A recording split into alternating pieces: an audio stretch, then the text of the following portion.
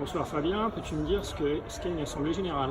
Donc, bonsoir à tous. Une assemblée générale est un passage obligé pour toute association. Lors de cette réunion, nous faisons voter aux adhérents de l'association les bilans d'activité ainsi que le bilan financier de l'association, le budget prévisionnel et les futures orientations du club pour la saison qui sont à venir. À l'AG, qui peut voter et pourquoi? Lors de l'assemblée générale, peut voter les adhérents de la saison sur le bilan financier ainsi que sur le bilan d'activité, la saison qui est passée, et sur le budget prévisionnel ainsi que les orientations du club pour la saison suivante. En plus, les adhérents vont aussi voter pour le conseil d'administration, et ce conseil d'administration, lui, après ensuite, votera pour élire le bureau qui est constitué du président, de la secrétaire et du trésorier.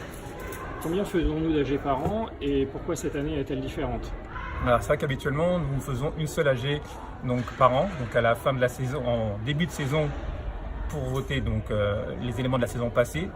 Cette année, nous faisons deux AG, alors, exceptionnellement, afin de pouvoir élire un nouveau président, de façon à ce que celui-ci puisse être élu avant le début de la saison prochaine, pour pouvoir choisir les nouvelles orientations et pouvoir prendre en charge l'association dès le début de la saison. Comment sont invités les adhérents à cette AG? Les adhérents sont convoqués à l'assemblée générale par le biais d'un mail qui leur arrive. Dans ce mail est joint un ordre du jour leur donnant les différents sujets abordés lors de l'assemblée générale. Ils ont la possibilité de pouvoir faire ajouter un sujet à l'ordre du jour. Pour cela, ils doivent envoyer ce nouvel sujet une semaine par mail au niveau du bureau afin que celui-ci puisse être ajouté à l'ordre du jour.